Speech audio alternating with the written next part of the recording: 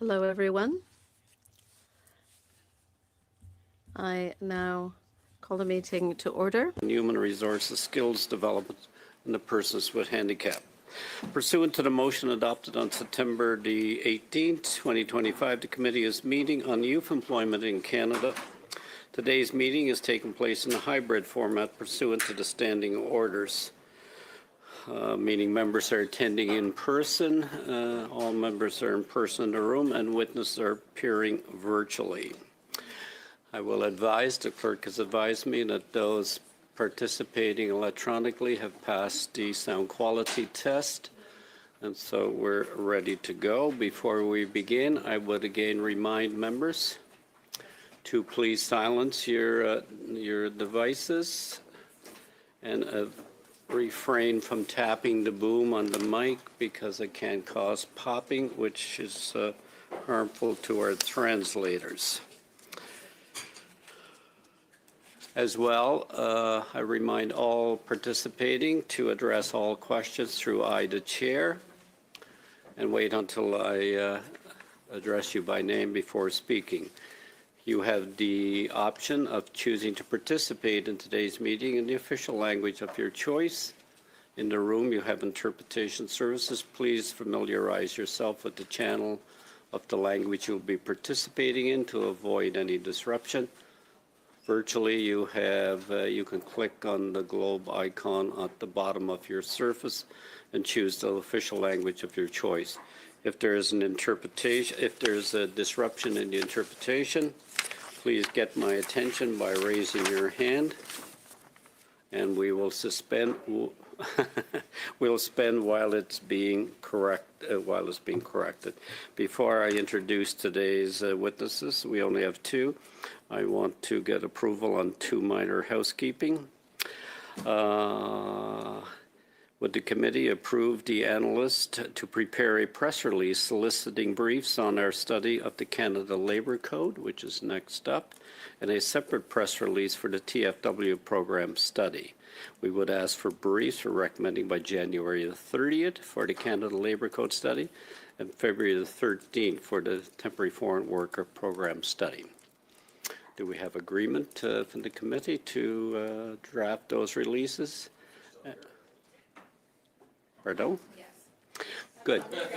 Okay, and with those timelines. Well, oh, okay, I didn't get you. Oh, very good. Who knows? I'm quite happy to leave anytime. Yes. So with that, we will get to introduce. So we have analysts and clerk. So the approval is presented. So thank you, committee members. Appearing today, we have in the room Mr. Andrew Tarr, Business Manager and Financial Secretary for HVAC and our Workers of Ontario, Local 787. And appearing online, Monsieur Volture. Monsieur Volture is a professor. So we'll begin with Mr. Volture for 5 minutes, please. Thank you, Mr. President. Je vais parler en français. I will be speaking French. Good afternoon, Chairman, ladies and gentlemen, honourable members. It's an honour to appear before the committee as part of the study on youth unemployment in Canada. I will structure my brief presentation in three parts. First, a statistical overview of youth unemployment in Canada. Second, causes and consequences of this phenomenon. And three, recommendations for the government. At present, the unemployment rate among young people aged 15 to 24 stands at around 14%. In some subgroups, it exceeds 17 to 20%. This is the highest unemployment rate we've seen since 2010, excluding the early years of COVID-19. The overall unemployment rate for the labour force as a whole stands at around 6 to 7%, meaning that unemployment among young people is nearly double or higher than that compared to the national average. Specifically, in June 2025, unemployment among returning students aged 15 to 24 reached 17.4%, higher than in June the year before. Such high rates or youth rates are generally seen only during periods of recession, in contrast with the resilience of the labour market For other age groups, a number of factors contribute to this. First, uncertain economic conditions and a slowdown in job creation in some sectors of the economy. Although overall unemployment remains moderate, growth is weaker and businesses are more cautious. This reduces the creation of entry-level positions like jobs in retail and accommodation, which traditionally employ large numbers of young people, are showing weaker activity and thus reduced hiring. Second factor, lack of experience and a mismatch between employment and training, available jobs and training. Many young people haven't yet accumulated the experience needed, and their skills are poorly aligned with available jobs. The high proportion of overqualified young Canadian graduates, over 33% in fact, shows this clearly. The third factor is AI effects, adoption of artificial intelligence by some companies and public organizations is automating certain tasks, thereby reducing entry-level job opportunities. There are also fewer summer internship offers. In addition, automated CV screening reduces recruitment chances for young people without experience. The fourth factor is strong competition among young people. There are few positions available, but more candidates. That competition has been exacerbated by the significant increase in the number of international students and temporary permit holders in Canada, which has expanded the labour supply and potentially increased competition for entry-level jobs. That doesn't mean they're the main cause of high youth unemployment, but their presence is a contributing factor in an already tense environment. Youth unemployment is generally short-term transitional unemployment linked to adjustment and does not in itself have repercussions on their socio-professional trajectories. But it's the delay in acquiring qualifications because of prolonged unemployment that has repercussions. For example, repercussions can be individual effects. Prolonged unemployment and the start of a career can have lasting repercussions on a young person's salary, employability, and career progression. There's a scarring effect for young people who start their careers during a recession. They have limited career prospects, and that can exacerbate intergenerational inequality, especially as today's young people are more heavily indebted than previous generations and find it more difficult to repay their debts. Impacts on mental health. The feeling of being unable to enter the labour market is a major source of stress affecting motivation, leading to a loss of self-confidence. 3, a waste of resources and economic cost for Canada. Youth unemployment is a waste of human resources. Young people represent a pool of talent, innovators, and potential workers in all areas. Unemployment reduces overall productivity and increases the need for social benefits or government assistance. To conclude, I have formulated some recommendations I would invite the committee to consider. Strengthen and target education to employment transition programs like paid internships or quality summer jobs for young people. Promote better access to UI for young people by reducing the number of hours required to qualify. Align training skills more effectively with market needs by revising training programs. And encourage school business partnerships to ensure young people gain relevant experience before entering the labour market. I also recommend that the committee recommend funding research programs on the impact of AI on youth unemployment. That is lacking at the moment. Third recommendation, provide incentives for businesses to hire young people. For example, offer tax credits or targeted subsidies for hiring young people, particularly in SMEs on fixed-term contracts with option to renew. Encourage them to hire young people in growth sectors like technology, services, green transition, and infrastructure. Fourth recommendation, stimulate the creation of quality and sustainable jobs. Thank you. I'm done. Thank you. Mr. Tsar, for 5 minutes or less, please. Hello, I'm the business manager of HVACR Workers of Ontario, UA Local 787, and also a Joint Training and Apprenticeship Committee trustee. The HVAC Workers of Ontario represents 5,300 heating, ventilation, air conditioning, refrigeration mechanics, and building maintenance professionals. Our geographic jurisdiction is the province of Ontario, covering all HVACR sectors, manufacturing, residential, commercial, industrial, and institutional. Most of our membership hold C of Q in the 313A refrigeration air conditioning system mechanics and the 313D residential system mechanics, along with gas licenses. We currently have 340 signatory contractors with UA Local 787, and they're represented by the Ontario Refrigeration Air Conditioning Contractors Association, or ORAC. Through a joint effort, the Union and Contractor Association operate a training facility that is dedicated to preparing training and upgrading our membership. Currently, we sign 300 to 350 new apprentices yearly. I'm honored to be here today to talk about youth unemployment. My experience with youth unemployment is with those that are normally seeking to start a career in the HVACR industry and may have taken a form of post-secondary education or have had exposure to the trade through an Ontario Youth Apprenticeship Program. On average, the union will receive 80 requests to join weekly, and approximately 50% of those people trying to join the union are new entries to the workforce. We do not track the age of the applicants, but judging from the lack of experience, they are 25 years or younger. There are more applications received to join the union than the union and the employers can offer apprenticeships or jobs. This has changed over the years as various governments have spent a lot of time and money on opening people's eyes on the value of the trades. In the past, trades were a second choice career. Today, the trades are becoming a first choice career.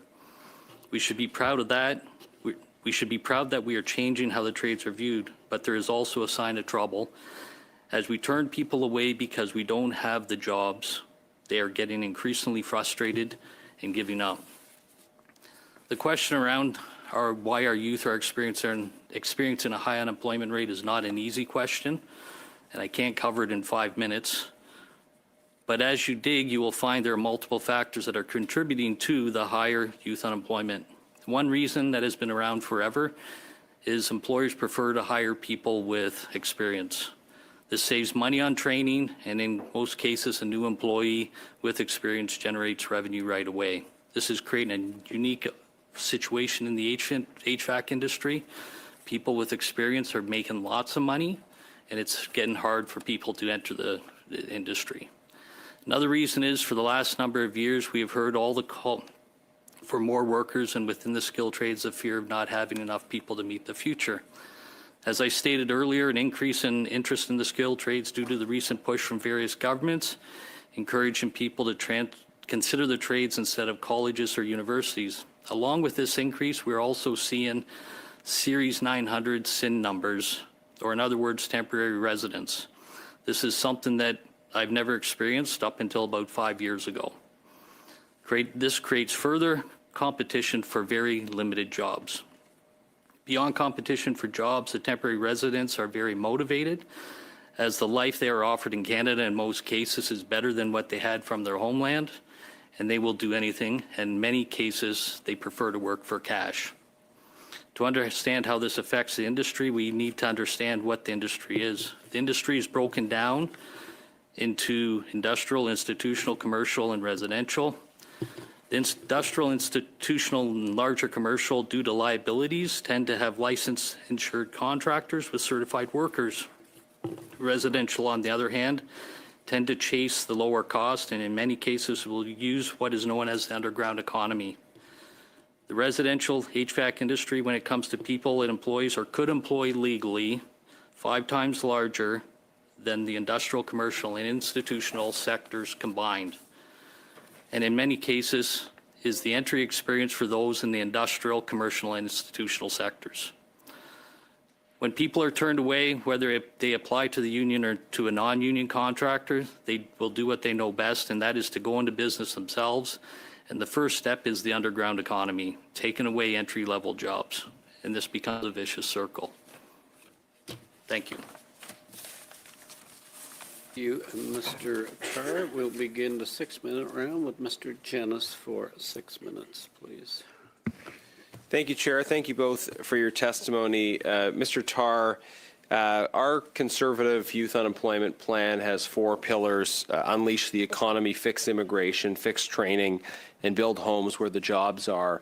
And we've been calling on the government to implement that plan as part of their upcoming budget.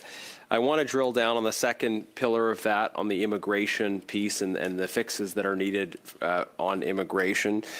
You alluded to that in your testimony, but I wonder if you'd be interested in saying a bit more about where you think the immigration failures have been and what you think we could recommend to the government to do differently in light of the dynamic you're describing, which is that there's intensifying competition from temporary residents that's crowding out opportunities for young people. I think it's got to be monitored better. The temporary foreign worker program, I think people abuse it. They put job searches out. I believe I found that a lot of the job searches, the wages are posted lower than what a person could live on in Ontario. So they should have to use the wages, the prevailing wages within the area they're looking for the work. There's been a lot of funding to bring international people to Canada. My office is in Brampton. If you drive around Brampton, almost every corner there's a recruitment agency.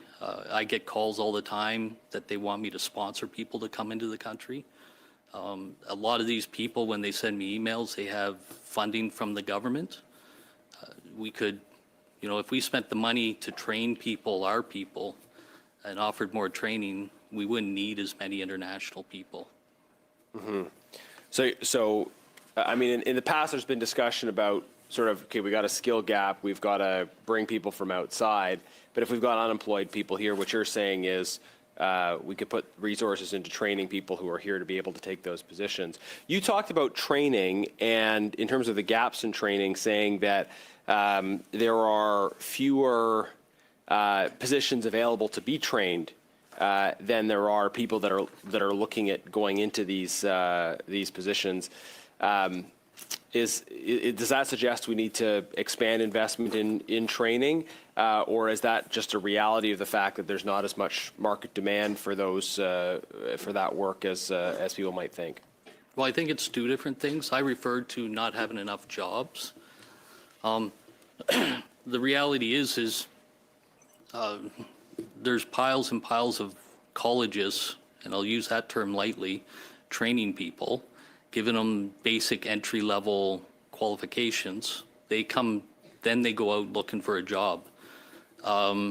There's not enough jobs. Like, that's the reality. You can train as many people as you want, but if there's no jobs, there's no jobs.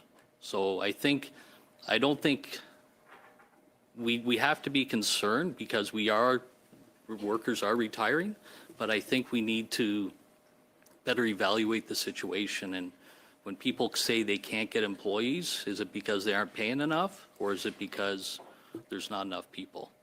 Mm-hmm. Yeah, thank you. So challenges in immigration, some of the mismatches in training, but you're highlighting what's effectively the first pillar of our mm-hmm. plan, our proposal to unleash the economy based on the fact that there aren't enough jobs. And I think there are things we need to do on the training front, but fundamentally, if we have a situation where various taxation and regulatory barriers are making it harder for businesses to start, invest, and grow, then there are fewer jobs and fewer jobs available for young people. I wonder if you can speak a bit to that point. What do you think is required in the space of government policy that would unleash economic growth and create more job opportunities for your members, your prospective members, and for other Canadians? Well, I think there's red tape regulations that are slowing things down, permits and stuff like that for sure. I'm going through that right now with a training center in Mississauga. Mm-hmm. We've got lots of challenges. I think we could find ways to speed things up.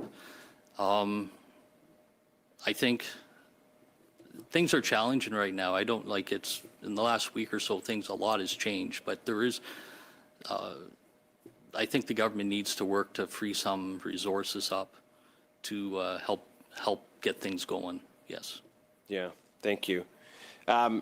So, removing red tape, unleashing the economy, freeing up resources, fixing immigration, fixing training. Just in the time you have left, maybe 40 seconds, but can you tell us a bit about that training center you're working on in Mississauga and some of the challenges, but also the opportunity you see with that center? The training centers, currently we have a 35,000 square foot training center. We're upgrading it to a 70,000 square foot training center so that we hopefully can train all our members and do some pre-apprenticeship training. The challenges we're running into is just the long time it takes to get permits. We've been working at it now for over a year, and it seems like it just doesn't, it's like watching paint dry. Yeah. Yeah, I think that's a concern we hear a lot. Is that? I think that's my time. You're being very generous today. Thank you. Thank you, Mr. Jenis. It's a most interesting topic. Madame Koutrakis pour 6 minutes. Merci to our witnesses for being here with us today. Interestingly enough, yesterday I held a roundtable discussion with 13 different institutions and colleges under the Polytechnics Canada, including some employers. And before I left that meeting, I asked them one question. If there was one question or one demand, one request that I could bring back to the government and specifically to the ministers, involved in this file, what would it be? And they said, space. We need the resources to open up more spaces for students. The reason they said that is because, according to them, 500,000 students graduate from their programs every year, and they have waiting lists for students that want to join these programs. So I look to each of you to, in your experience, when you're dealing on this issue, is your experience the same? I guess I'll go first. Yeah. So, training space for students. We currently, depending on the college, some of these, I guess, I think if you're going to support a college, I think we should look at the type of colleges that are being supported, because there's a lot of colleges. I'm using that, like private career institutes, I guess would be a better description, where they're privately owned, run for profit, and they turn out as many people as they can. I can show you, like those 80 people I get a week applying have had some sort of training and they're looking for a job. I don't think it helps to train people when they aren't going to get a job because there's not enough jobs. Professeur Vulture, est-ce que vous voulez ajouter quelque chose? Professor Vulture, would you like to add something? He's on the French channel. Professor?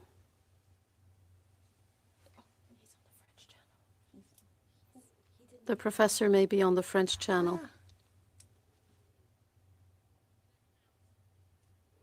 You are on mute, Professor. Right. Could you please repeat the question?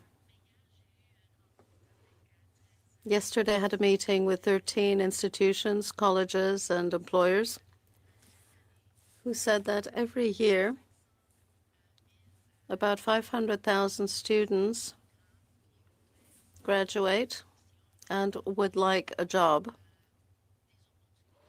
but find few opportunities with employers. We do have students, or there are students who want to work, but they have difficulty in finding jobs. In your view, and in your experience, have you heard anything similar?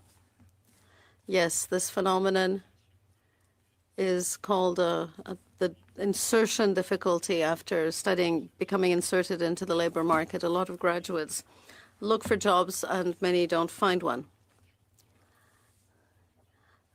There are jobs for which they're overqualified, jobs that don't need a college or university degree, and most may be in the secondary economy. So the result is that now we have a large number of young people who are in jobs for which they're overqualified. 33% of young people are overqualified for their jobs.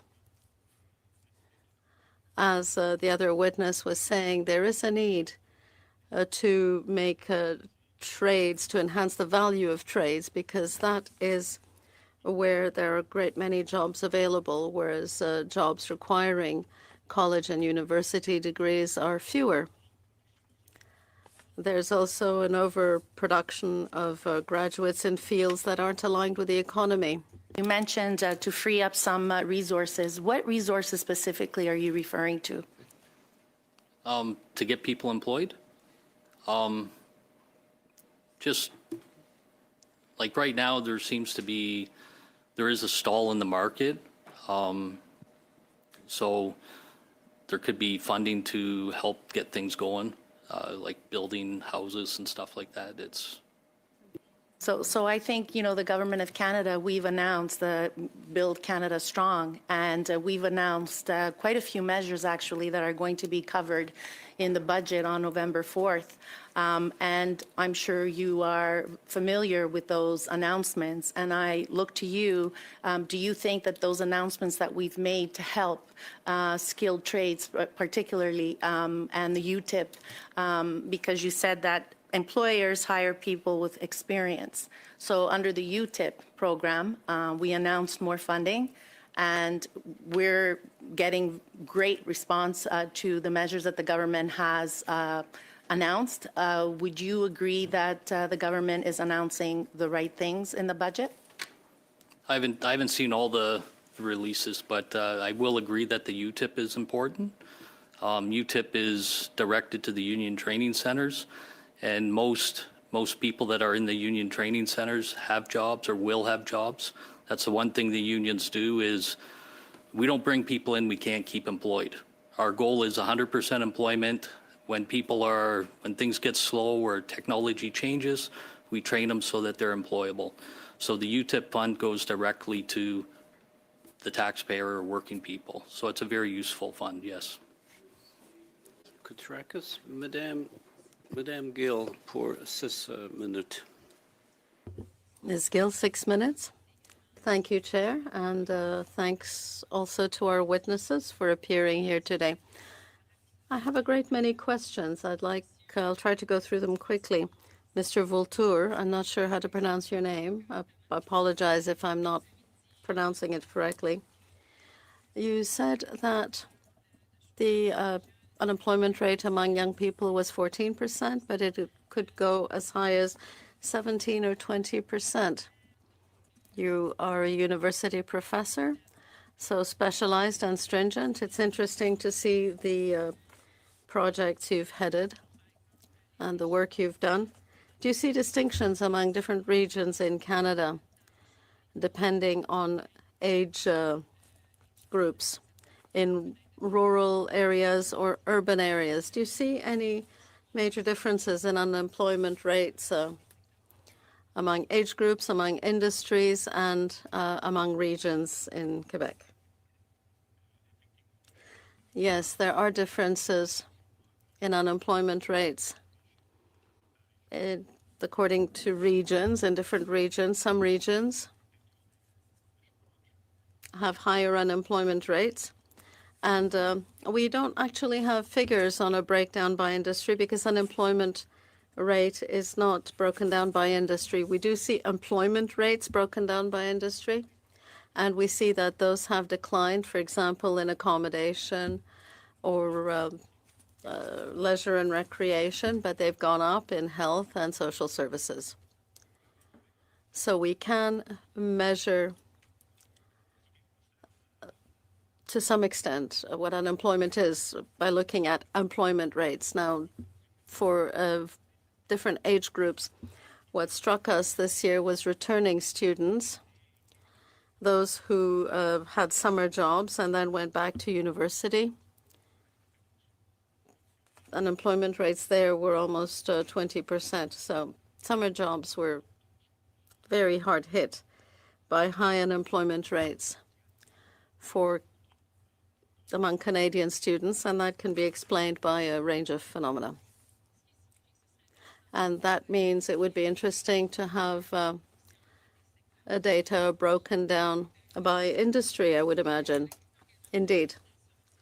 You talked about employment insurance. We have talked about it in the committee. When young people find themselves unemployed, we've suggested that for some youth, that unemployment could harm their education objectives, their education goals.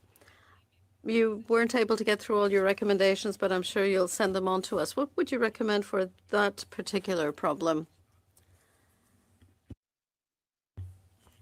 What we're seeing is that long-term unemployment has serious repercussions on young people. Short-term unemployment from, let's say, 2-3 weeks or even a couple of months doesn't have much of an effect because it's transitional. But we have noted in June 2025 specifically that almost 22% of job seekers had been looking for work for 25 weeks or more, so for over 6 months. And that stayed at about 17% year after year. So young people are taking longer and longer to find a job. That is applying to all unemployed people, but particularly to young people. And it could have tremendously serious repercussions on their career goals and discourage them tremendously. Because young people who have studied hard and then don't find a job once they've graduated are hit not only by losing ground on long-term salary, but also when it comes to mental health. So we must, at any price, avoid situations where young people will be faced with 6 months or longer of unemployment. That's in my recommendations. Young people are increasingly indebted. The 18 to 34 age group is made up of 66% of young people who are indebted, and among those, a very high number have difficulty repaying those debts. So we need to facilitate access to employment insurance for young people, make sure it's adapted to the kinds of jobs in question, atypical jobs, seasonal and temporary jobs, and also perhaps ensure better pay rates because the cost of living is high and young people find it difficult to make ends meet. About 40% of young people born at around 2000, for whom we've recently got statistics, 40% of them are faced with food insecurity. So that's why I recommend easier access to EI for young people. Thank you. I won't have time to ask my last two questions now, but this is what they are, and you can think about them. You talked about automated CV assessment and the lack of alignment between training and available jobs. We could link that to people retiring and to the gaps that could leave in some areas. Thank you. Thank you very much, Chair, and thank you to the witnesses for being here this afternoon. I would like to start with Mr. Tarr, if I may. I just noticed with the conversation, the government is leading on to anticipation with what's in the budget, and that it is going to do something, right, when it comes to building. I just want to be on the record of noting that, I mean, it's one thing to announce something. It's another thing for the rubber to hit the road and for things to happen and get built. We've been in a housing crisis for a while now, and we're still in a housing crisis. And we know, and we've heard at this committee, that we need tradespeople in order to build those houses, ironically. In your opening remarks, you made a comment about the residential economy. So about choosing a lower cost and what is known as an underground economy. So I'm just wondering, what do you mean by an underground economy? Well, that's when people work for cash and they don't pay taxes. They typically don't pay into the system. They don't pay WSIB. They don't pay health tax. They don't pay income tax. But then they actually enjoy the benefit of a system that is paid for by taxes. If they get hurt, they go to the hospital. They don't claim a WSIB claim. They use our hospital system and get fixed. So the underground economy is rampant. In 2019, the OCS did a study, and it's on their website. It's the Ontario Construction Secretariat. Don't type in OCS because that's the Ontario Cannabis Store. But if you go to the Ontario Construction Secretariat's website and just type in underground economy in 2019, they did a pretty in-depth study on it. Has the underground economy increased? In I the would recent say years? it has. It's increased in a couple ways with Facebook Marketplace and technology that you can do searches. But it's also what I've noticed is some of the temporary foreign workers are the new Canadians. They come from cultures that's all about cash. We're all about cash, everybody is, but they're more so. 5 years ago, 10 years ago, I have 2 buildings that I get work done, and if I call up and get a locksmith to come in, they give me a business, they give me the option of paying cash. Like, why does a business need to pay cash? Would you So- say that maybe the rising cost of living and just everything being more expensive is contributing to that? I would think so. I honestly think that people are just trying to feed their families. Right. So, Right, and we have heard, I mean, there's been 2.2 million Canadians that have accessed food banks. So I definitely understand how people, are just trying to put food on the table. Yep. I do want to make note, too, that under Prime Minister Harper, the Conservatives actually had a home renovation tax credit. So I know that there was a lot of positive feedback on that, given to curb the underground economy, because in order to receive that tax credit, you had to get a receipt. So therefore, you have to render services from a red sealed trades person, right? Do you have any comments about that? I don't know if that always works. Okay. Because usually when a company does business, they can give a receipt. But it's very common that the companies will have people that work for cash. Okay, so Like the company is hiring people to work That are for not, cash. Yeah, not necessarily qualified. So the recent heat pump, there was a heat pump grant that was given out. Yes? So to get that heat pump grant, you had to have a legitimate company install the heat pump. When the companies came to install the heat pumps, doesn't mean qualified people were installing the heat pumps. The reality is 60% of all heat pumps in Ontario, when they were being installed, were installed wrong. And I even have figures to show that on the residential side, less than 30% of the people are properly qualified for the work they're doing. Sorry, can you repeat that number? Less than 30% of the people are properly qualified to do the work they're doing in the residential sector. So if something is installed inappropriately or by somebody that isn't qualified, is that causing increased costs down the road? Yes, normally if a person's not properly trained, they don't understand the system, they don't understand installing things properly. So what ends up happening is you have shorter equipment life. Mike Holmes made a living off of pointing out poor Right. workmanship, right? Right. So, I don't know, it's, Okay, thank you very much. We'll now go to Madame de Rocher for Thank you. 5 minutes. Parfait. Merci beaucoup, Monsieur le Président. Thank you, Chair.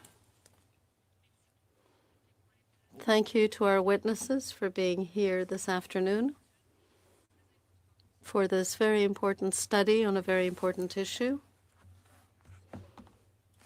which unfortunately, And moved a goalpost. But so I'd like to maybe start with Mr. Tar.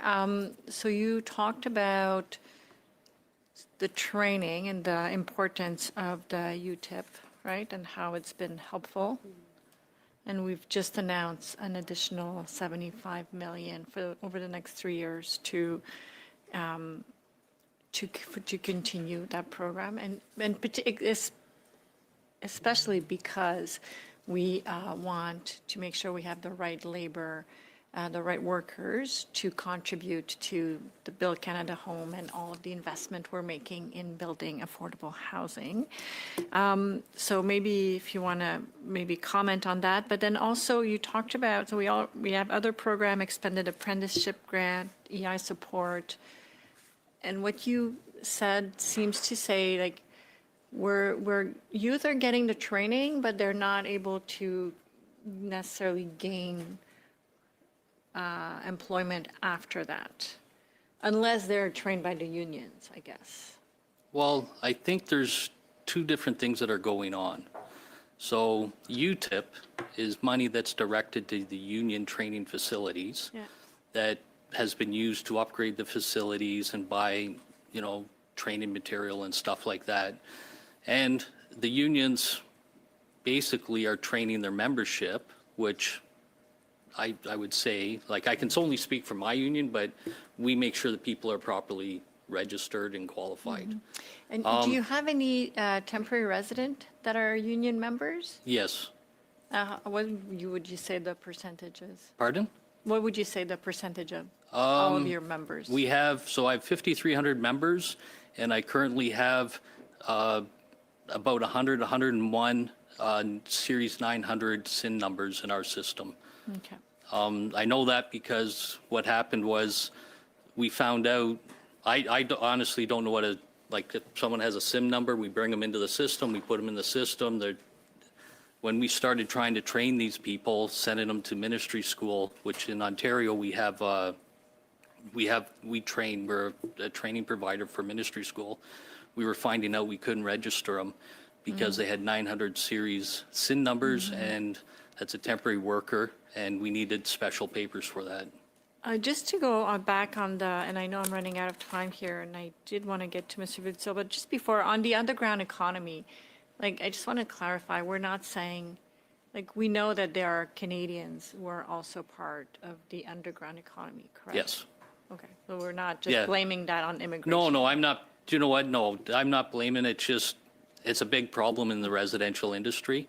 And the people that are applying that have gone to like colleges to get pre-training, if they don't get into the trade, they go start working for cash installing furnaces. And that's everybody. So how do we solve because the issue seems to be more on the employer side. So how do we, or employer, how do we solve that? Well, the underground economy has been around. You could go out and get people, go to the wholesalers and go to Home Depot and watch all the trucks that pull up and see if people have business numbers that are doing stuff. Like it's everywhere. Okay, thank you. I have 1 minute, okay. Monsieur Vulture, écoutez. Mr. Vulture, I know we don't have much time. A little earlier, you talked about the research you're doing. In your view, could we improve existing programs? Well, no, that's not what I wanted to ask. You talked about how precarious jobs were for young people. Do existing programs help lift young people out of that precarious situation? Are you talking about government programs? Yes. There aren't many government programs for young people specifically. There are internships, the Canada Summer Jobs programs, internships in the public service, but there's not much. So you think there should be more? Yes, there should be more, and we could base them on international models, giving employers subsidies so that they employ young people full-time and train them. That's really lacking in Canada. There's very few things like that. Gill, pour 2 minutes. Ms. Gill, 2.5 minutes. Thank you, Chair. Mr. Vulture, I'll put another question to you. You talked about a mismatch between labor market needs and the training young people are given. You said a number of times that some 33% of young people are overqualified for their jobs. Basically, they have more degrees or higher level degrees than they need for the jobs. I know that in Quebec with a quiet revolution, and it's the same for the rest of Canada, no doubt, college and university education rates went up tremendously. So is there a way of matching up jobs freed up by people retiring? My father, my grandfather were in industry. They were journeymen. These people are disappearing, but they are leaving a gap which will need to be filled. You talked about raising awareness among young people in professions like trades, careers like being an electrician or a plumber. So do you think that something could be done on the education side? I know that this is a Quebec responsibility, but perhaps provide some incentives for certain careers. How do you believe that we could help fill jobs that at present young people don't seem to show much interest in? Yes, thank you. I wouldn't force young people into any particular directions, but give them free choice. Just let them know that with some degrees they will have trouble finding jobs. They're often in fields of study that give them degrees that aren't really sought after. They study for the sake of studying, and unfortunately, what they've studied is often not that useful in the labor market. So the government should focus on informing young people, raising their awareness of what jobs are available in the labor market and what the qualifications are that those jobs require. Because, yes, there are many graduates that are in jobs that don't require a degree. And in fact, 15% of university graduates are in jobs that require only a high school diploma. So this is in line with the country's growth. The fact that 100% of people in the country have university degrees isn't something that's going to make the country grow any faster or better. So we do need to align qualifications required for jobs with the qualifications young people are actually seeking. Thank you, Mr. Vulture. Ms. Gill. Madame Goodrich for 5 minutes. Thank you, Mr. Chair, and thank you to the witnesses for being here. Monsieur Vulture, une question que... Mr. Vulture, I'm the member for Fort McMurray Cold Lake, and we are in need of people in the trades. When I worked in the tar sands industry, we did see people who had degrees, a variety of university degrees, and then had to or did learn a trade afterwards. Does your research find that this is something which is happening in Canada? Yes, some people do reorient their careers. People have a degree, but then go and do another degree or study something else that's better aligned with labor market needs. And sometimes people have a degree in one field but work in a totally different field. It might happen to somebody who's got a degree in Chinese literature and then becomes marketing director for a private sector business. The degree doesn't just give you knowledge. It also gives you skills, critical thinking, adaptation, and other things. I really appreciate you being here today and the work that many unions do to train people up. And generally speaking, from the experience I've had, is oftentimes union training halls do a good job because they are not training for jobs, but they are training for jobs that the market actually needs. And I was wondering, in your experience, do you believe government creates more jobs or the private sector? I think the private sector, I think jobs created by the private sector are better off. It's better sign in the economy. And are you seeing red tape coming from the government? I know there's a variety of anti-development and anti-energy laws that have been brought forward for the last 10 years by the Liberal government that has created all kinds of complications in expanding any kind of energy development. Has that had an impact on jobs in the union sector? I think it has, yes. And based on that, do you believe that that has had a direct impact on youth unemployment? I think it would, because it affects ultimately when your membership's not working, you don't bring in new people if your membership's not working. So.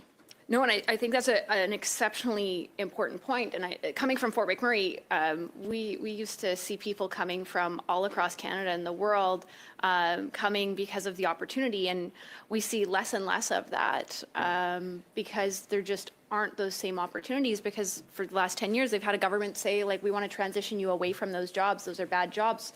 Don't invest there. Companies have invested elsewhere. And so what would you say to a youth looking at starting their career? What would you recommend that they pursue?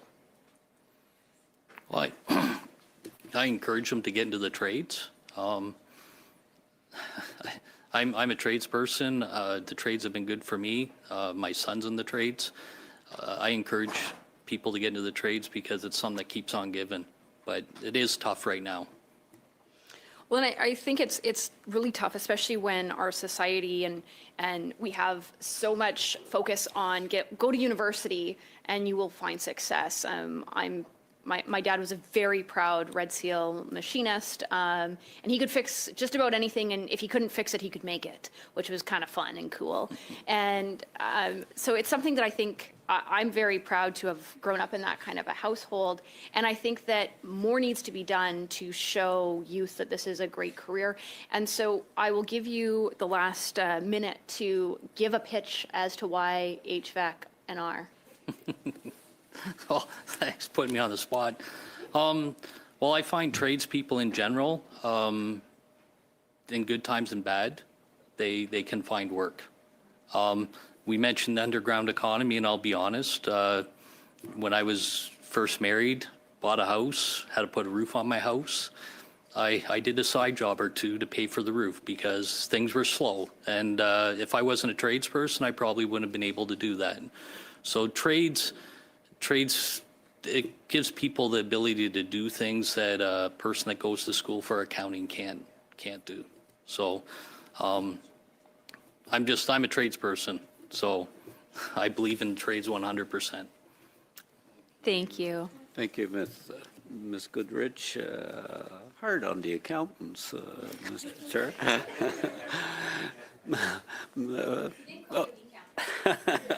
No, I accept that valid. You made very valid points. Monsieur Joseph, pour 5 minutes, Monsieur Joseph.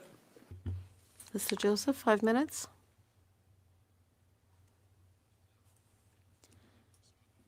Thank you for coming here today. I'll confess that, like my colleague across the way, I was also a trade, like my colleague across the way, who was an electrician. So I would like to applaud all the men and women in specialized building trades. Every day you build, repair, and keep our society moving forward with your hands, your intelligence, your passion, and your commitment. Thank you. Thank you again, Mr. Tarr, for being here for this study on youth unemployment. You pointed out how important labor mobility is, given that the federal government is funding harmonization, the interprovincial harmonization of Red Seal trades and labor mobility. Do you believe that broader harmonization between the federal and provincial systems might help young people find a job more quickly? And how does that harmonization fit in with your idea of a Canada trades strategy? So the last little bit kicked out, I didn't hear it, but I think you're asking about harmonization and how it would help young people get jobs. Sur l'harmonisation, oui. I think harmonization is important because it's holding back our country as a whole. I don't know, typically when I think of harmonization, I'm thinking of certifications, safety training, all that stuff. Typically, what I find is young people that are not working in the field, harmonization wouldn't affect them. Monsieur? Il n'y a pas de traduction. Traduction. The translation? Is it stop? There was no interpretation.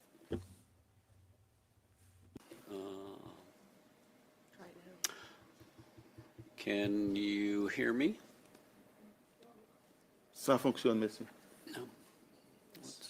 It's working? Allez-y. Okay. Ça fonctionne. Ouais. Yes, it's working. It's working now. Okay. Yes. Sorry. But harmonization is important if, say, just for everybody to travel between provinces to follow the work. Right now, for someone to go from Ontario to Alberta, it could take 6 days for them to get the proper training, even though they had the training in Ontario. So I think harmonization as a whole is very important.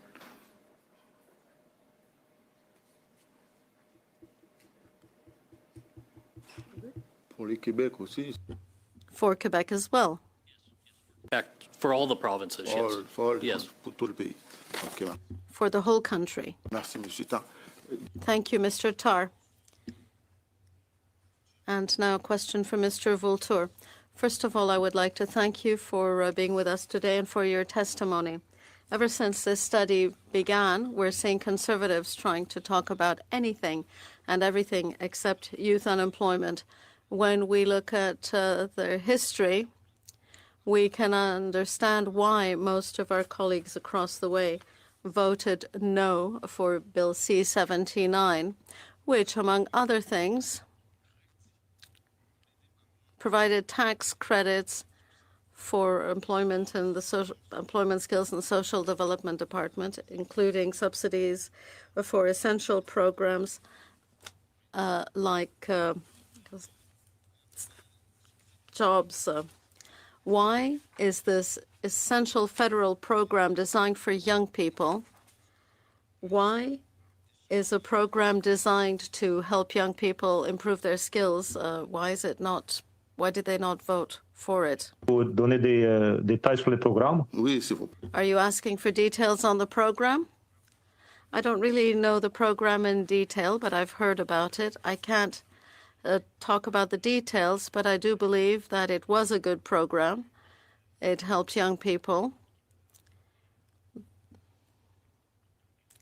The tax credits that companies got to hire young people, because now, given high unemployment, it's important to have government support to enhance programs that help young people. But this particular program is not one I studied to gauge its effectiveness. I also wanted to point out the following. The precarious job situation for young people. And the honourable member who spoke earlier was saying that it was important to give value to industry and construction trades, but lower skilled jobs have moved from where they were in previous generations. We used to be looking at jobs in factories and building trades, and now they're in household help, logistics, and commerce. So basically, the precarious jobs are not the same as they were for previous generations. Thank you. I want to get direction from the committee at this time. We have concluded the first hour as per the way we do this. What is the will of the committee? Do you want to proceed, continue on? Because we just have the That would- same two witnesses. That would be standard, Mr. Chair. Well, that's why I'm asking direction from the committee. If the committee wants to continue on into the second hour with the same two witnesses, is the will of the committee to continue? Okay, then we will then move to Mr. Reynolds. Thank you, Mr. Reynolds, Chair. for 5 minutes. And thank you, witnesses, for coming here today. Appreciate your time. My question is for Mr. Tarr. I just kind of wanted to circle back to this underground economy thing. I think it's very interesting. Is there a, we can talk about side jobs and, a guy that puts a light in for his neighbor or something like that, but would you say that there's a large underground economy? And sort of what I'm getting at is, are there contractors that are hiring multiple people for cash as full-time employment? Yeah, the underground economy, there's contractors that they say they're contractors, but they actually are not contractors by definition because they're not registered. So that's very common. If you go to Brampton, look up in Facebook Marketplace, you'll get hundreds of them. Yeah, okay, that's unfortunate.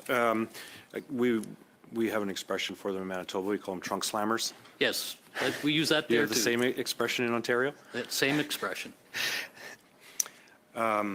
Is there a path for temporary foreign workers or permanent residents in Ontario to apprenticeship? I know in Manitoba, you cannot get into apprenticeship Manitoba unless you're,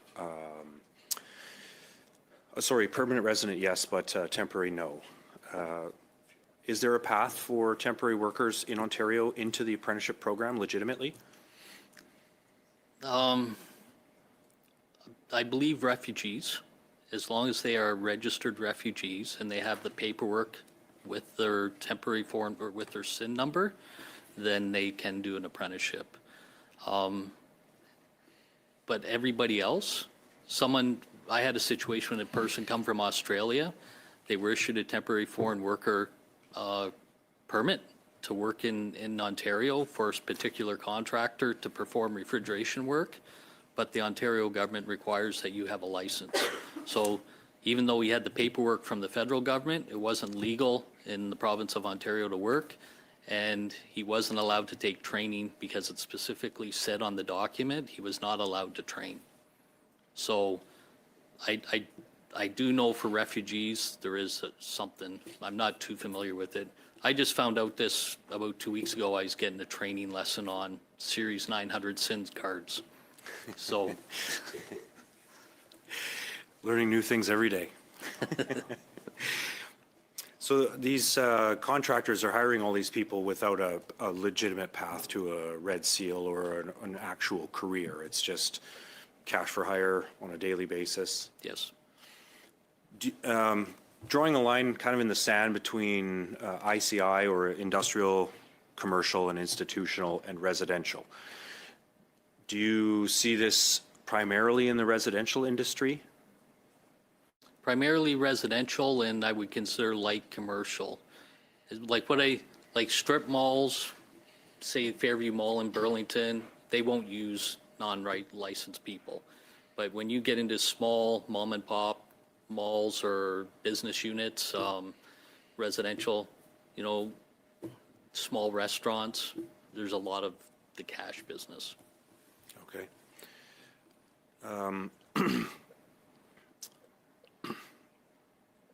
On that side of things, is it more predominant in residential? Yes. Yeah. Do you think in Ontario there is a lack of enforcement I know we have lots of regulations as in Manitoba, people required to have red seals in various industries, you know, piping trades, HVAC, refrigeration. Is there a lack of enforcement out there? I believe there is, yes. Okay. Yeah, I know in Manitoba, we definitely have a lack of enforcement. Yeah. So obviously, we need to build more homes in this country, and there's a lot of talk about building more homes. Do you think that injecting billions of dollars into our housing construction industry without taking into account that maybe we need some more enforcement to regulate some of this construction, do you think that that is going to make this problem worse? It could. It could. I don't know if dumping piles of money into the housing market without looking at other things that are going on in the market. Like, yes, we need more houses. I personally believe we need to stop speculation in houses. So I think if you got rid of speculation in houses, you wouldn't have you'd still have a housing crisis, but it wouldn't be as bad. Okay. Is that it for me? Okay. That's my uneducated You got opinion. an extra though. half Thank you. hour. Extra 30 seconds. 30 seconds? Oh, okay. Sorry. Yes. Yes. You can give him an extra half hour, he'll take it. No, I do. Thank you. I do find this line of questioning interesting, fascinating. Ms. Fancy for 5 minutes. Yeah. Yeah, thank you very much. It's nice to see you talking shop in terms of, being from the trades area. With my line of questioning, I'm going to change it up a little bit in terms of the future and looking at regional job markets. I have 2 questions for Mr. Valcheur first, and then I have a question for you both. Mr. Valcheur, thank you very much for coming today. I'm thinking of what you had said about AI and automation and how, as Canadians, we pride ourselves on our AI development as being one of the best in the world. So I'm looking at the future with youth within those job sectors. So how do you think that automation and AI, as well as green transitions, are shaping the jobs that will be available to young people, let's say in the next 10 or 20 years?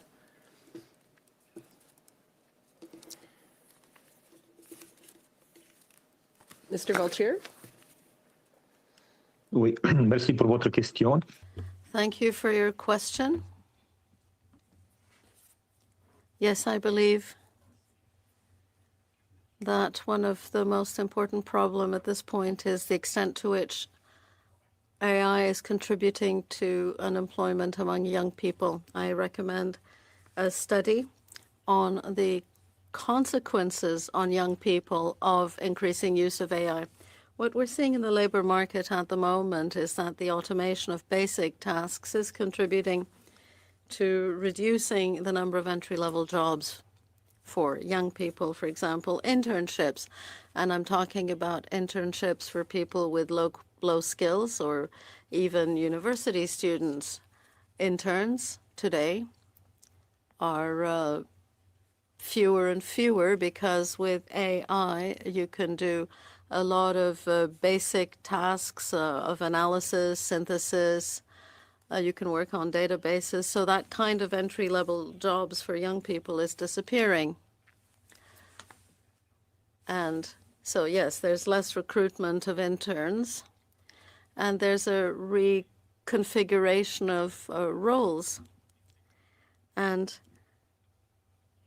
young people can actually work with AI once they advance further in their responsibilities. Young people do have the ability to master instruments that their future employers aren't yet accustomed to, and they could be recruited to teach their employers how to use AI. Sort of that's one thing we've been seeing in the labor market. And moreover, new jobs will appear involving AI, but there'll also be, as a primary effect, a loss of jobs. That'll be the first thing. Wonderful. Thank you, Mr. Veltier. I have a second question. When you were beginning your opening statements, you talked about needing a stronger federal-provincial coalition. So my question is, you've called for a stronger federal-provincial coalition.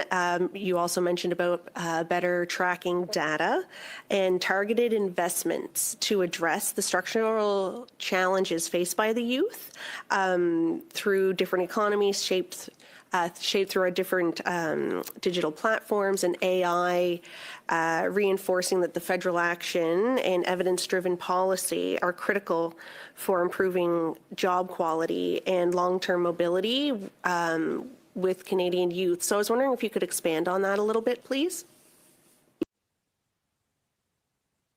Oui. En fait, Yes. I believe that the federal government could do two important things.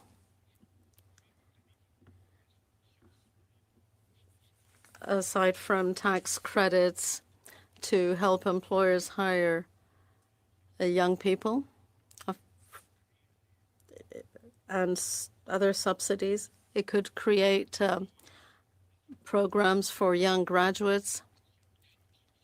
It could take on some of the social costs of hiring workers under 25. Young people will do better when the economy does well. So what the government could do is stimulate innovative industries to generate high-skilled jobs for young graduates. For example, it could support incubators, technological startups. I was talking about this entire AI sector, which is growing rapidly. It could also establish intergenerational mentoring, the kind of framework that could support young entrepreneurs. And it could help young startups in AI. Some ideas. Thank you. Gill. Ms. Gill, you have 2.5 minutes. Thank you, Chair. Mr. Vulture, I'll now have two other questions. I'd like more detail on how CVs are sorted by AI and how that disadvantages young people. And I'd like to hear you on funding for research, particularly to see how research could provide avenues for solutions. Thank you. Your first question is on automated CV analysis. That practice is increasingly being used in businesses where CVs are sorted by an AI tool, which is fed specific criteria like job experience, employment experience, and that is a factor that reduces the chances that young people without experience will be hired. It has an indirect effect on recruitment of young people. Secondly, could you repeat the question, please? Yes, that's a lot of information. You talked about research, funding research. So what subjects or what areas do you think would warrant more research, and how would research in university lead to avenues to solutions? Yes, investment in research is always something that pays off for a society, if that's what you mean. No, I don't. That's not what I meant. I believe that investment in research in this specific area, what are the specific topics for study that would be of interest to you? Yes, I understand. We recommended that the committee or the government could fund programs or research on the effect of AI on young people. There's a lot of speculation, but no hardcore data on Canada. and there's a lot of discussion about this. So a pan-Canadian study on the impact AI has on youth employment would be a very good thing. Thank you. Mr. Chenos for 5 minutes. Thank you, Chair. Both of our witnesses today have zeroed in on, I think, a critical issue around training and jobs. And that's that training should not be seen as a means to an end. Training is valuable insofar as it prepares people for and leads them to actually having a job. And I think one of the problems in this sort of infrastructure around this is that there's been too much emphasis on or mistaken thinking that sees training as an end in and of itself instead of as a means to having a good career, as a means towards a job. And both of you have talked about kind of different kinds of mismatches. And Mr. Tar, you've highlighted how for unions in particular, you train people who you can employ. You have a clear connection between training and employment. That connection, of course, does not exist in many other places and many other kinds of programs. And you have people coming to you who have received other kinds of training and have been disappointed that that training has not led to a job. And Mr. Vulture, you've talked about this phenomenon of people with post-secondary qualifications that they are not able to use in the labor market because of this mismatch between training and employment. People thinking about and treating training as an end in and of itself instead of as a means to employment. And that's why one of the key pillars of our Conservative Youth Jobs Plan is to fix training, and the goal is to bring training into sharper alignment with the needs of the labor market. And one of the things we've proposed is to have relatively greater student financial assistance going towards students who are working to acquire in-demand skills. We've also proposed, and we proposed it long before the government started talking about this, significant increases in funding to UTIP. We believe that's important, and we've been proposing that for a very long time. I want to hear from both of you, maybe Mr. Vulture first. How can we fix training to bring training in alignment with the labor market, to ensure people are being trained for jobs that exist, not just being trained for the sake of training?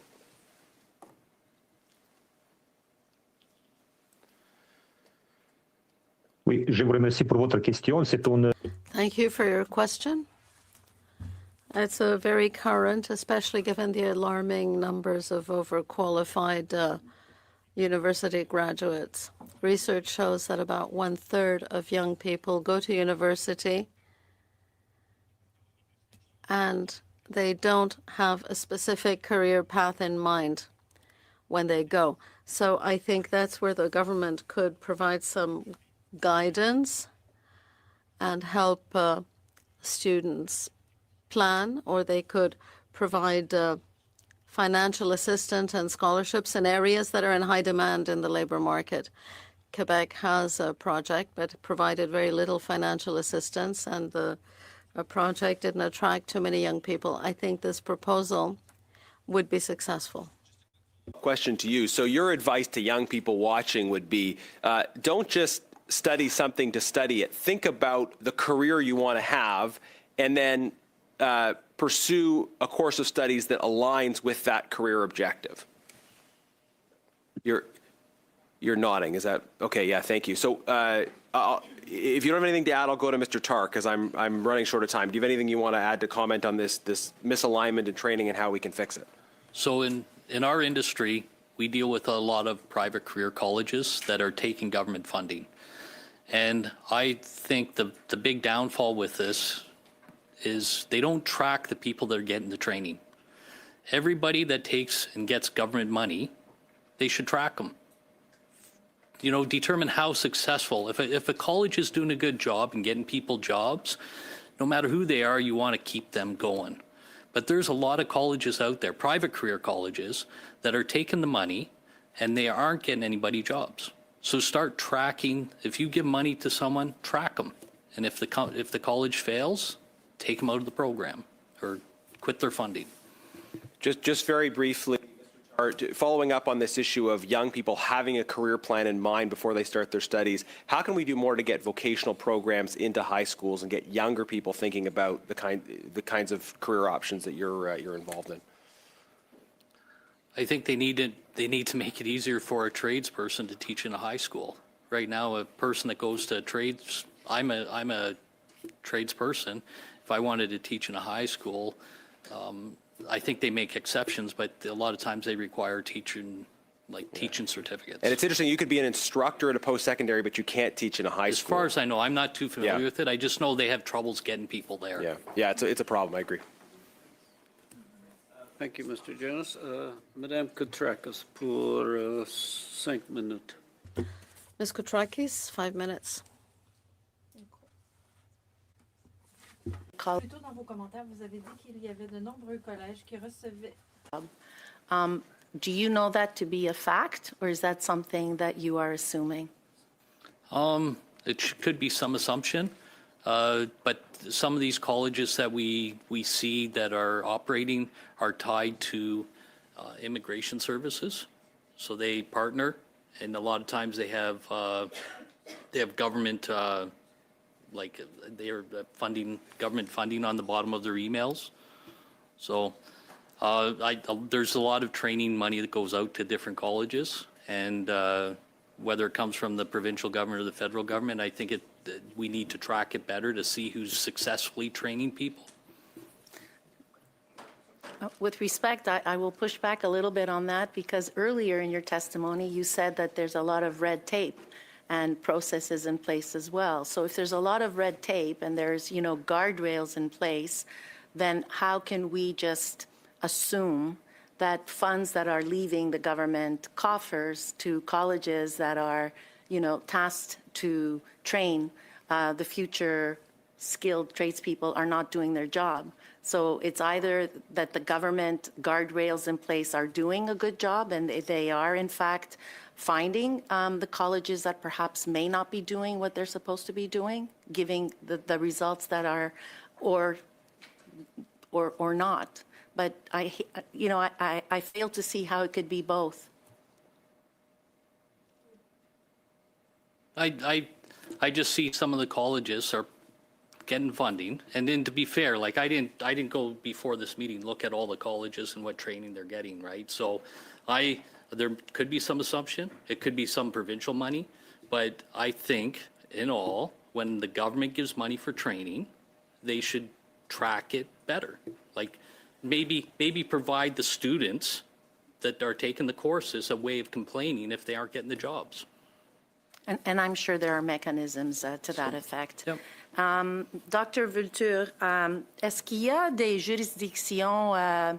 Dr. Vulture, are there any jurisdictions that do exceptionally well on this? And could we, if so, borrow some ideas for Canada? Is there anything that you could share with us? Well, there are models that other countries use, a variety of programs. For example, New Zealand has direct employer subsidies when they hire young people full-time and train them. That doesn't exist here. In Canada, Quebec's Carrefour model is good, and it could be expanded to be pan-Canadian. Horizontal skills in Great Britain. There are technical professional courses that help students develop specific skills needed in the labor market. Germany has a model where there's a lot of in-house training, about half your of your training is in class and half is on the job. So I think that could also be applied here in Canada to provide a more effective alignment between training and labor market needs, because there is really a gap there. Every system has its goal. University is to give you a degree. The labor market is to get people who can do the work that's needed with skills that are ready to go. So there's a misalignment there. And these are models that we could use, and of course others. If you had one recommendation to make, the most important recommendation you might make to us to do better, what would it be? To do better, to bring that alignment, to more effectively align training and needs? That would be. If you had to make one recommendation to the government where we can be more helpful to make sure that we have the skilled tradespeople that we need for our economy, for construction and building and red seals, what would that be? Support the apprentices that are in the system. Right now, the EI system is very difficult and can create problems. An example would be if an apprentice in the construction trades, it's very common that the workers in the construction trades, they leave a job to go to another job. If the employer puts quit on their ROE, they can't collect money for going to trade school. Okay, so an apprentice can apply to unemployment to go to trade school to subsidize their wages while they're gone to trade school for 8 weeks. And if they haven't worked enough and they haven't built up the 52-week bank, they can't collect. So maybe look at creating a special class for apprentices, because sometimes they might be unemployed, they might not be fully employed. When I was an apprentice, when I was unemployed, I'd go to trade school. Or if things were slow, you'd try to get into trade school. So just fix the unemployment system to help the apprentices, because typically they're the first ones unemployed when things start slowing down.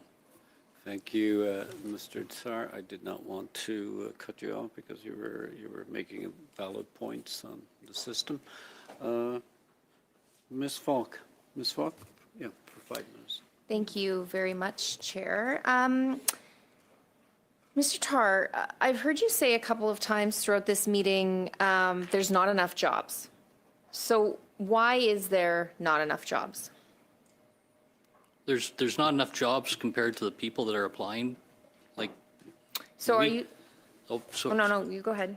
So there's a lot of people looking for work in the trades, piles of people.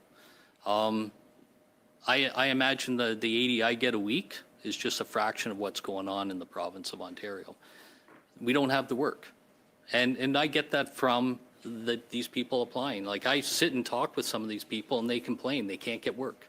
Well, there's no work, right? Like, the reality is there's only so much work out there. And there are people that are capitalizing on the labor shortage. It's no secret. You go out and watch TV and they're talking about the shortage in trades. And people are going to the trades because they think there's lots of work. And then they get to the trades and there's not enough work. Like right now in some of the unionized trades, they're experiencing like 30% unemployment because there's no work, right? The housing market in Toronto is slow and their employment rate. So it comes and goes. So Yeah, so I, like Miss Goodridge, come from an area that energy and agriculture are big economic producers and drivers within my riding.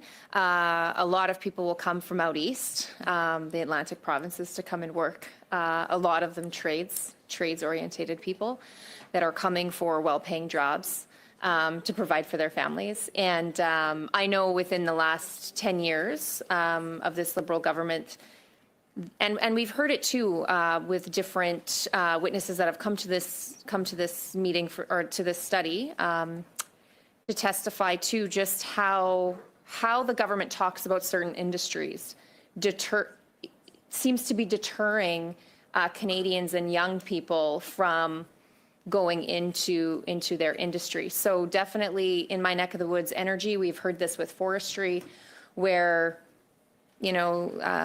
I think Ms. Goodridge brought it up about the just transition. The government talks about doing that and basically says, look, these jobs that you do aren't good. We're going to train you in something better, and which is then deterring youth from going into these areas. It's interesting that you say that there's just a lack of jobs, for, work for people to do. So would that be contributed to a lack of productivity in these different industries in different area? No, not necessarily.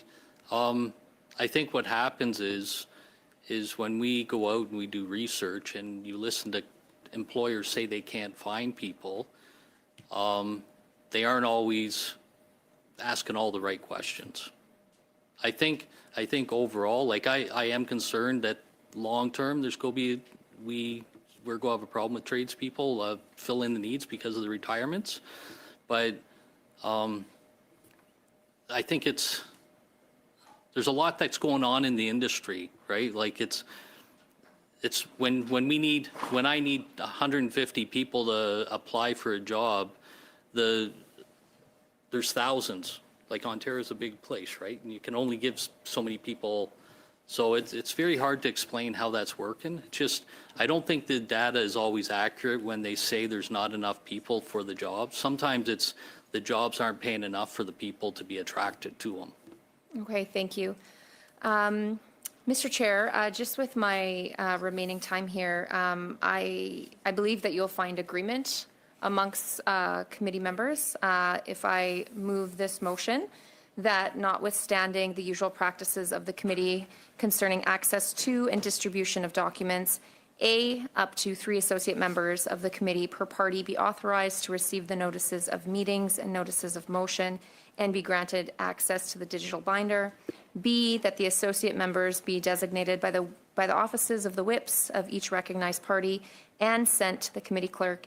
And C, that the provisions of this motion expire as of January 26, 2026, unless otherwise ordered. I think there's agreement. I hope we don't even have to go to a vote. I think Thank you, we just Ms. all agree. Fogg. Yeah, thank you, Ms. Fogg. This motion has been adopted at other committees. Do I see a consensus, unanimity, that the committee adopt the motion put forward by Madame Fogg? So the motion has been carried. Okay, we'll move to the next questioner, Madame de Rocher, for Monsieur Joseph. Mr. Joseph, 5 minutes. The floor is yours. I don't have 5 minutes worth, but I do have a question for Mr. Tar, and it's a good question. In your experience, Mr. Tar, what do you think discourages young people from choosing a career in your industry? And secondly, do you have temporary foreign workers in the sector?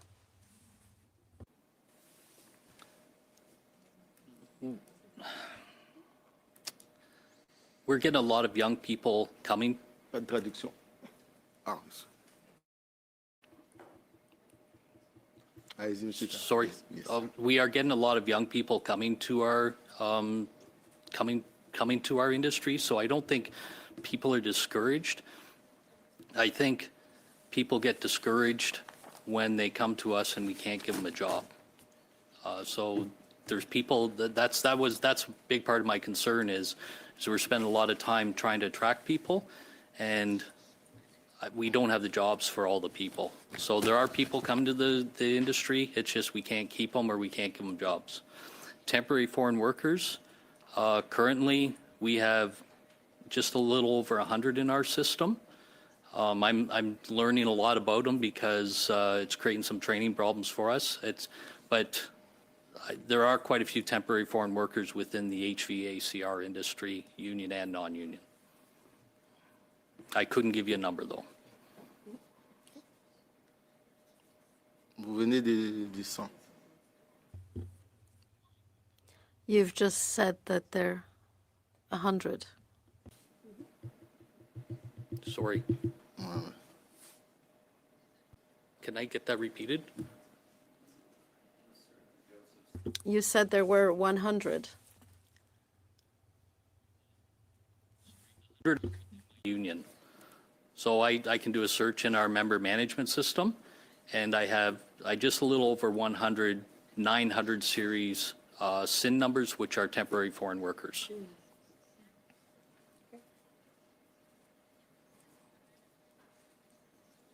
you want to share your time? Ok. J'ai une dernière question, Monsieur le Président. Je vais pas- I do have a last question, Chair. Do you believe that without the foreign workers, the construction industry could continue to function normally? My part of the construction industry could, yes. Ok. Right. So there's no shortage of workers in your sector at present? No.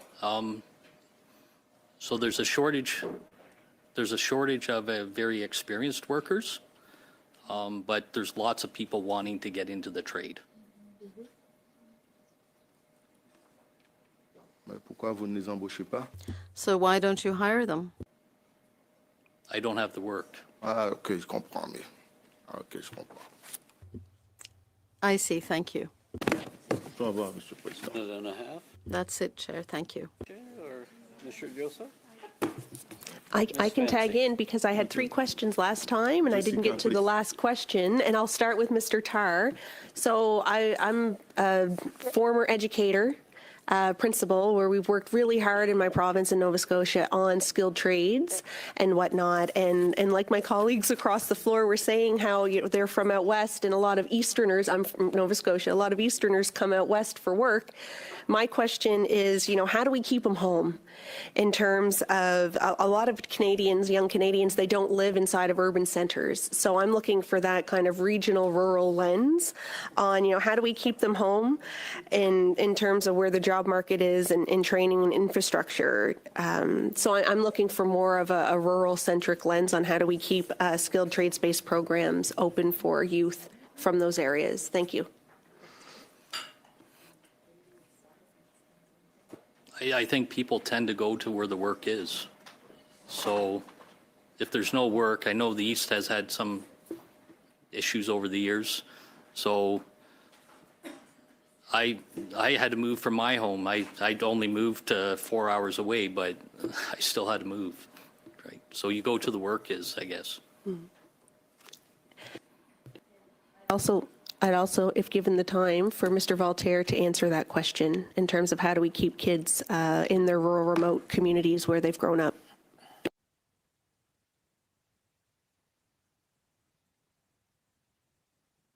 Oui.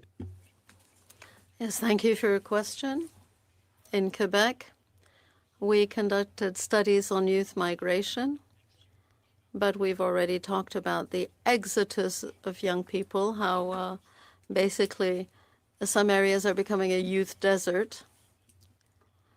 The young people don't leave just because there are no jobs in their region. They also leave to study, to live their lives elsewhere, to become independent as well.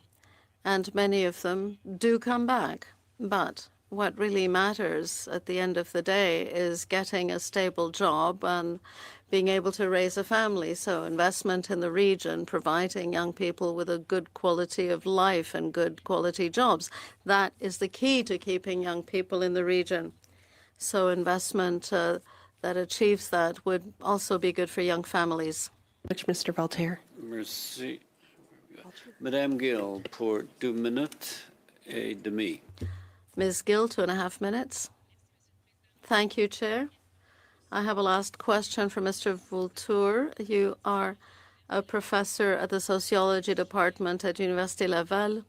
You have written 2 works on overqualification. And you've published the results of a comparative study between jobs and qualifications. We talk a lot about extrinsic factors like the economic situation, access to education, higher education.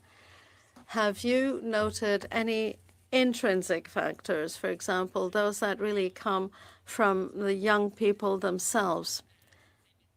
And that has a link to awareness of certain career paths that could provide some solutions. But why is it that certain positions are not filled? I'm not saying young people are responsible for that, but what is it that makes them reluctant to take jobs that could be very useful to them and to society? Yes, thank you for that question. It's actually crucial to explaining why the youth market is as it is. Today, we're not dealing with the same category of workers that we had in the 1960s. In the 1960s, young people were, well, 70% of them worked to serve society. That was a strong moral duty. Among contemporary young people, the notion of serving society, the 4% care about that. Most young people aren't looking for a job. They want one that's well paid and stable, and they also want good working conditions. They want good relationships with colleagues. They want a good independence. Those factors are intrinsic aspects that have a great deal of influence. I do insist on high quality jobs because today's young people aren't really prepared to work on an assembly line just to have a secure, stable job. They don't want to live to work. They want to work so they can live. Gil, we're entering our last two. Ms. Goodrich. Thank you, Mr. For 5. Thank you, Mr. Chair. And Mr. Tar, I felt the need to just clarify a few things. I did a quick Google search, and it turns out that in September of 2025, ESDC, so the federal government's Employment and Social Development Organization, put 5 post-secondary institutions under review and considered suspending their federal student financial assistance eligibility, citing financial risk to students in the government. So you are not incorrect stating that there are training colleges out there that were getting federal funds that perhaps were not doing it, because if that wasn't the case, I do not believe ESDC would have suspended those 5 people's funding. So I just wanted to put that on the record, because I think you said something that a lot of people feel. I know I hear about it in my region of, well, there just seems to be a mismatch. And why is this getting some of the government funding when I don't necessarily see the outcomes? And I think that's one of the overall issues I have with the Liberal government right now, is that they're very focused on how much money they're spending, which is a lot. But they're not very focused on what they're delivering for that money. And so you talked about how there's a shortage of skilled tradespeople. But I think that there's an issue with the pipeline. They don't seem to understand that if you don't support the first-year apprentices, it's really hard to have a second-year apprentice. And if you don't have a second-year apprentice, you can't have a third year. And if you don't have a third year, you don't have a fourth year. If you don't have a fourth year, you can't get a red seal. It shouldn't be rocket science. Like, it's actually just like very basic, simple math. But is that something that you're seeing in your union?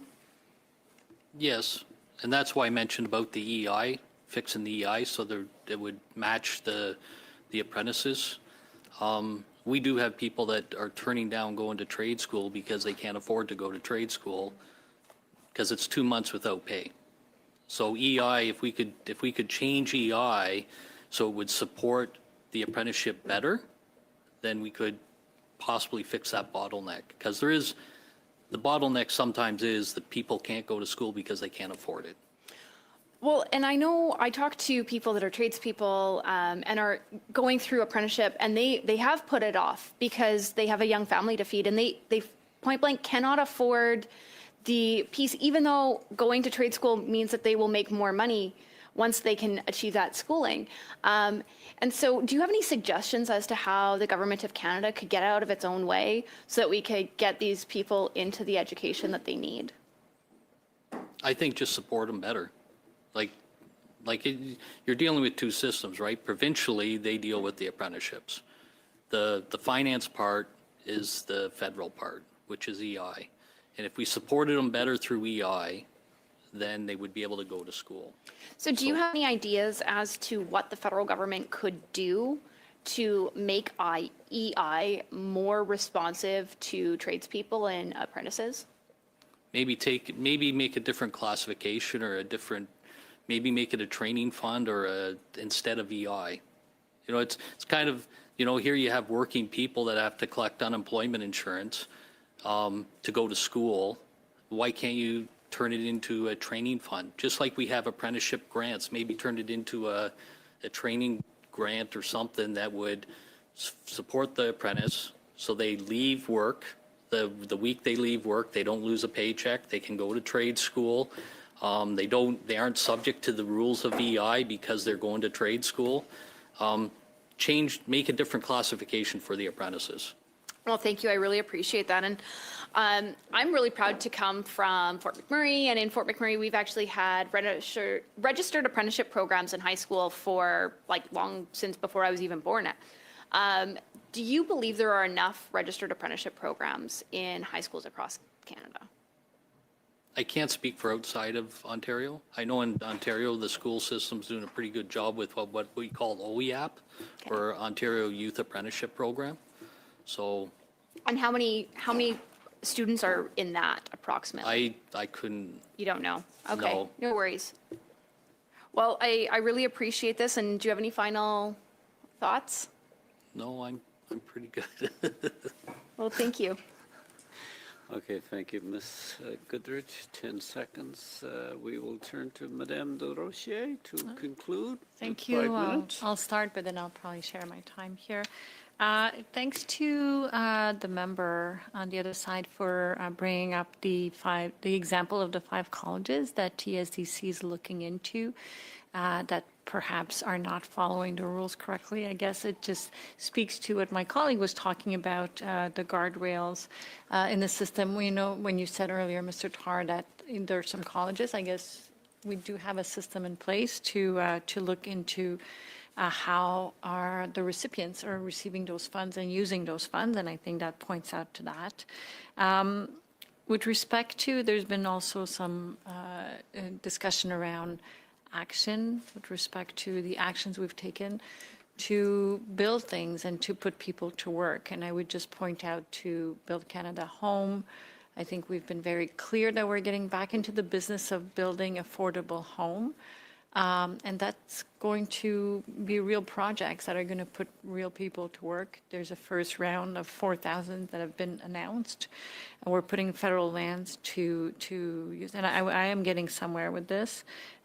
Same thing with the Trans Mountain Pipeline. I know that our conservative colleagues like to say that we're the anti-energy party. We're not. We are the party for responsible development of our resources, and the Trans Mountain Pipeline resulted in thousands of jobs during its construction and continues to help the energy industry out west. I was intrigued by what my colleague, Mr. Gina, said earlier about loans and grants to support students. We already have quite a generous loan programs, federal loan program for students.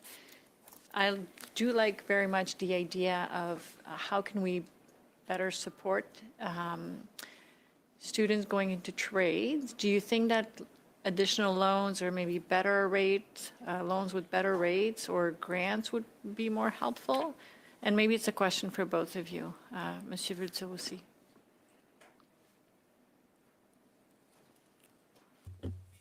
Or if you want to start.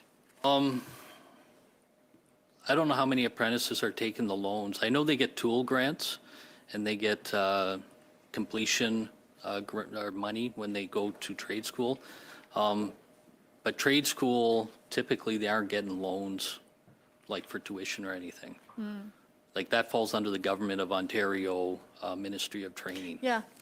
And So- I'm not saying necessarily the federal government, but do you think that this is something that would be helpful to do? Like, would that be, like, we're trying to drive more students to doing this, like, what is stopping them?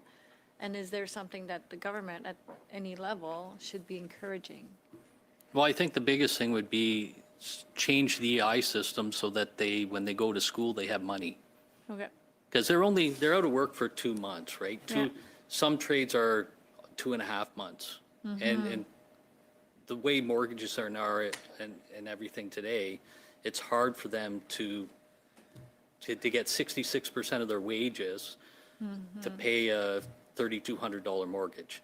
Changing the EI system so it's a Okay. training fund would be a lot better. OK, thank you. Monsieur Vulture, est-ce que vous avez quelque chose à ajouter là-dessus? Mr. Vulture, do you have anything to add? I think that improving financial assistance to help direct students to trades would be the right way to go. I would also talk about the housing program, because housing benefits young people, first of all. If you give them homes, young people have families, have children. They don't need only jobs, they also need housing so that they can build a family. Third time? Only 30 seconds. All right, really quick. For Mr. Tarr, you've highlighted the importance of mobility, and because the federal government helps fund interprovincial Red Seal alignment and labor mobility tax measures, do you think that greater alignment between federal and provincial systems would help youth find work faster? It could. Right. It could if they had to travel to get work. It would make things easier. How's that for 30 seconds there, Mr. Chair? Second over. Very good. So I believe that concludes this round. I want to thank the witnesses for spending the full 2 hours. You can see the discussion was very engaging. So thank you for appearing before the committee and putting recommendations and options on the table. So with that, is it the will of the committee to adjourn? Adjourn. Merci beaucoup.